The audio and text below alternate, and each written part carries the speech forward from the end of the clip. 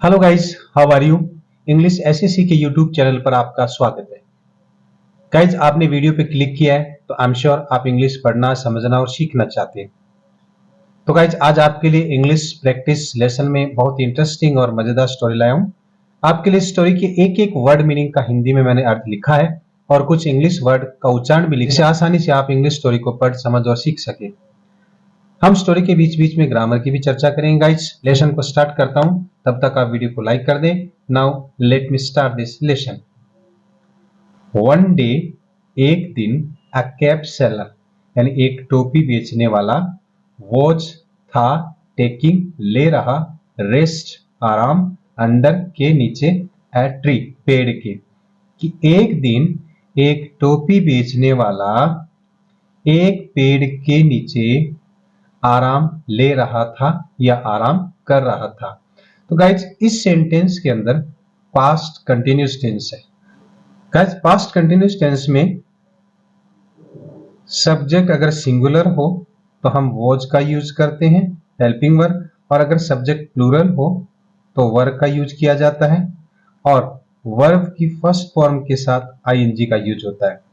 Guys, आपको एक बात बता दूं कि पास्ट कंटिन्यूस टेंस में आई के साथ भी वो जाता है, और जिस हिंदी सेंटेंस के अंत में रहा था, रही थी, रहे थे आते हैं, वहां पर पास्ट कंटिन्यूस टेंस होता है। He had a cap on his head. He had, वह हेड पहनी थी, a cap एक टोपी, on his and on मन के ऊपर, his उसके, अपने, हेड सिर, उसने अपने सिर पर के ऊपर एक टोपी पहनी थी। तो गाइज, यहाँ पर हेड है, हेड है, इसका मतलब होता है रखता था।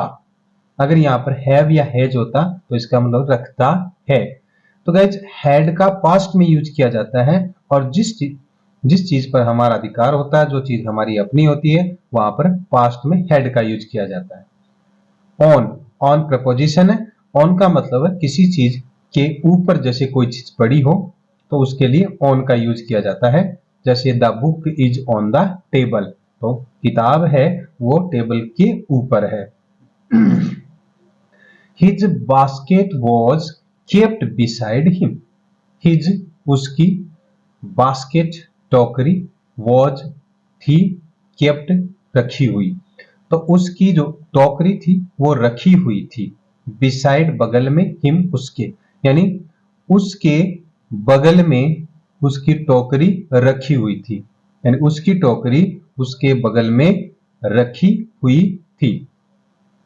तो गाइज, यहाँ पर वॉज केप्ट हुआ है। वॉज केप्ट इसका मतलब यहाँ पर पेसिव का है, सिंपल पास्ट टेंस का पेसिव है, और सिंपल पास्ट टेंस के पेसिव में हेल्पिंग वर्ब वॉज या वर का यूज करते हैं हम, और वर्ब की थर्ड फॉर्म का यूज होता है पेसिव में। तो यहाँ पर कीप की थर्ड फॉर्म है, वो केप्ट है। There were monkeys on that tree. There वहां पर वर थे, मंकीज बंदर, ऑन के ऊपर, दैट उस, ट्री पेड़ के, कि उस पेड़ के ऊपर बंदर थे। दे सा द केप, दे उन्होंने, सा देखा, द केप सेलर टोपी विक्रेता को, एंड और द केप्स और टोपियों को। उन्होंने, सा है वो सिंपल पास्ट टेंस का यूज हुआ है, सी की सेकंड फॉर्म है, कि सिंपल पास्ट टेंस में हमेशा वर्ब की सेकंड फॉर्म का यूज किया जाता है अफर्मेटिव सेंटेंस में। अफर्मेटिव सेंटेंस में हमेशा वर्ब की सेकंड फॉर्म का यूज किया जाता है, और अगर इसके अलावा नेगेटिव इंट्रोगेटिव सेंटेंस हो तो वहां पर हेल्पिंग वर्ब डिड का यूज किया जाता है, और उसके बाद हमेशा वर्ब की फर्स्ट फॉर्म यूज की जाती है। अगर हमारे पास नेगेटिव हो तो डिड के बाद हम नोट का यूज करते हैं, उसके बाद वर्ब की फर्स्ट फॉर्म का यूज करते हैं। द केप सेलर टोपी विक्रेता को, एंड द केप्स और टोपियों को। उन्होंने टोपी विक्रेता और टोपियों को देखा। दे केम डाउन, दे यानी वे, यहाँ पर दे है वो मंकीज के लिए यूज हुआ है, दे यानी वे बंदर, केम डाउन नीचे आई, एंड वोर और पहनी, हिज कैप्स उसकी टोपियां। तो दे वे केम डाउन, यहां पर कम की सेकंड फॉर्म है वो केम है, तो केम डाउन ये फ्रेजल वर्ब है, केम डाउन नीचे आना। एंड वॉर ये वियर की सेकंड फॉर्म है, वॉर पहनी, हिज कैप्स उसकी टोपियां। When the cap seller woke up, when में जब, द केप सेलर टोपी विक्रेता, वोक अप जगा। अब देखिए यहां पर वेक की सेकंड फॉर्म है वॉक, और सिंपल पास्ट टेंस का यूज हुआ, जैसे मैंने आपको बताया किस तरह से यूज होता है। यह अफर्मेटिव सेंटेंस है, तो यहाँ वर्ब की सेकंड फॉर्म का यूज है। वेन दे केप सेलर, जब केप टोपी विक्रेता है, वॉक मानी जगह, तो जब टोपी विक्रेता जगह, ही फाउंड उसने पाया, द कैप्स टोपियों को, मिसिंग खोया हुआ। तो यहाँ फाउंड है वो फाइंड की सेकंड फॉर्म है, उसने टोपियों को खोया हुआ पाया।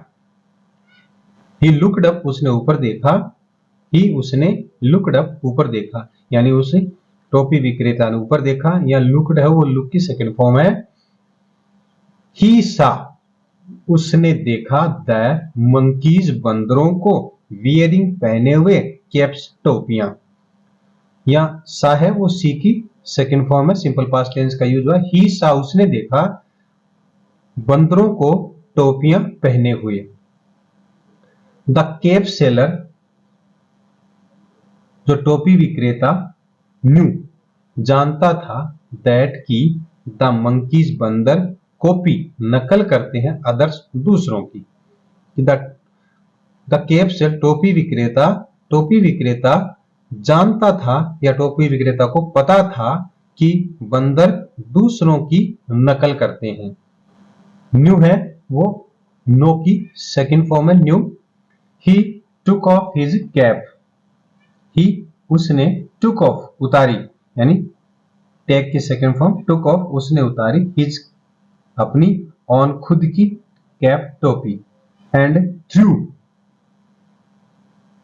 थ्रो की सेकंड फॉर्म है, थ्रू, एंड थ्रू फेंक दी, इट उसे, यानी टोपी को फेंक दी, ऑन द ग्राउंड जमीन के ऊपर।